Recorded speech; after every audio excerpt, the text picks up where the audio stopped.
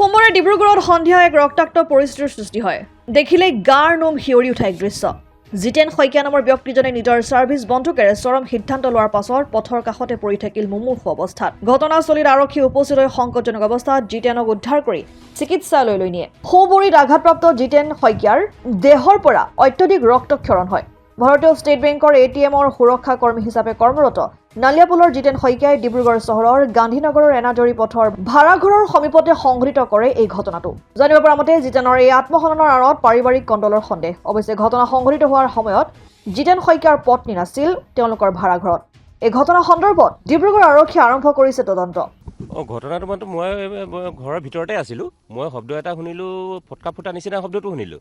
শুনি পেলাই মই যেতিয়া ওলাই আহিছোঁ, তাৰপৰা দেখিছোঁ মানুহজন পৰি থকা। বোলো কি হ'ল বোলো এইজনৰ বোলো। তাৰপিছত দেখিছোঁ গোটেই তেজ নিগৰি আছে। তাৰপৰা সেইটো সময়ত মই আকৌ মই হাত দিয়া নাই। মই গৈ পেলাই পুতেকক মাত দিলোঁ যে এনেকৈ তেনেকৈ হ'ল তোমাৰ দেউতা বোলো, সোনকালে ওলাই আহা। তেতিয়া পুতেকে ওলাই আহিলে, আহি পেলাই পুতেকে চোৱা চিতা কৰিলে। তাৰপিছত দেখিলোঁ যে বন্দুকটো ছাইডত পৰি আছে আৰু মানুহজনৰ পূৰা ব্লিডিংটো হৈ আছে। মানে মই সিমানখিনি মন কৰিছোঁ। তাৰপিছতে পুতেকে আৰু দেউতা বুলি মাতি আছে, মাত চাত দিয়া নাই। তেওঁ মানে চেন্সলেছ হৈ গৈছে। মানে ইমান ইয়াত থকা তেখেতৰ হ'ল আজি 4-5 বছৰমান হৈ গ'ল। কিমান বজা ঘটনা এইটো ঘটনাটো বেছি দেৰি হোৱা নাই, আপোনাৰ আধা ঘণ্টা 45 মিনিটমান হৈছে। এনেই কিবা আপোনাৰ ইয়াত ভাড়াত থাকে? ইয়াত ভাড়াত থাকে। কিবা ক'ৰবাত সংঘাত কিবা তেনেকুৱা হ'লে?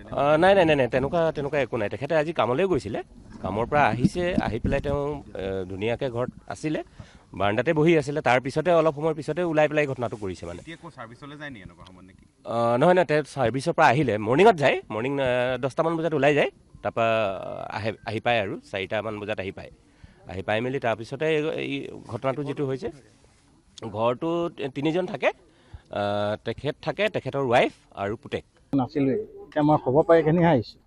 ই মানে ডিউটিৰ পৰা আহি কিনে গুলিয়াই ল'লে বুলি মানে বহুত নিজে ভৰিত। কোন হয় আপোনাৰ? মোৰ ভাইটি আৰু মাজু ভাইটি। ক'ত কৰে দাদা? আপোনাৰ নামটো কি আপোনাৰ ভাইটি? ভাইটি জিতেন শইকীয়া। ঘৰ ইয়াতে নেকি? ইয়াতে নহয়, আমাৰ অৰিজিনেল ঘৰ ৰানিং গেটত আছিলে। সি ইয়াত ভাড়াতে আছে। ভাড়াত থাকে মানে কোন ক'ত আছে? SBI ইয়াত কৰে, এটিএমত। দাদা গানমেন। দাদা কোন আছে তেওঁৰ? মই ককায়েক, ভায়েক আছে, বাইদেউ আছিলে। ইয়াত কাৰ লগত থাকে? ইয়াত মিছেছ থাকে, পুতেক থাকে। অসম আদিত্য, ডিব্ৰুগড়। NKS হুণ্ডাইলৈ স্বাগতম। নৰ্থ ইষ্টৰ প্ৰথম GDSI 2.0 ফিচাৰ্ছ ডিলাৰ হৈছে NKS হুণ্ডাই। অত্যাধুনিক সা সুবিধাৰে তৈয়াৰী মষ্ট আপডেটেড হুণ্ডাই ডিলাৰ এতিয়া ডিব্ৰুগড়ত। আমাৰ NKS হুণ্ডাই ডিলাৰত open sales consulted room, customer ৰুমৰ লগতে পুৰণি গাড়ীৰ এক্সচেঞ্জ ফেচিলিটিও ৰখা হৈছে। ইয়াত চেলছৰ লগতে ছাৰ্ভিচ ছেক্টৰৰ সুন্দৰ সুবিধা আছে। প্ৰয়োজনীয় সকলো এডভান্স টুলছ, হুইল বেলেন্সিং, এলাইনমেণ্টৰ অত্যাধুনিক machine, post hydraulic lift, fully ট্ৰেইনমেণ্ট পাৱাৰৰ লগতে nitrogen gas filling facility, fully automatic car ৱাছৰ ফেচিলিটিও আছে। লগতে NKS হুণ্ডাই ডিলাৰে কাষ্টমাৰসকলৰ সুবিধাৰ্থে মোবাইল ছাৰ্ভিচ ভেনৰো ব্যৱস্থা ৰাখিছে, য'ত হাইড্ৰলিক লিফ্ট, ৱাছিং facility, wheel balancing, tyre pressure check কৰাৰ লগতে বহুখিনি সুবিধাই উপলব্ধ আছে। NKS হুণ্ডাইলৈ আহক আৰু সুবিধাসমূহ গ্ৰহণ কৰক।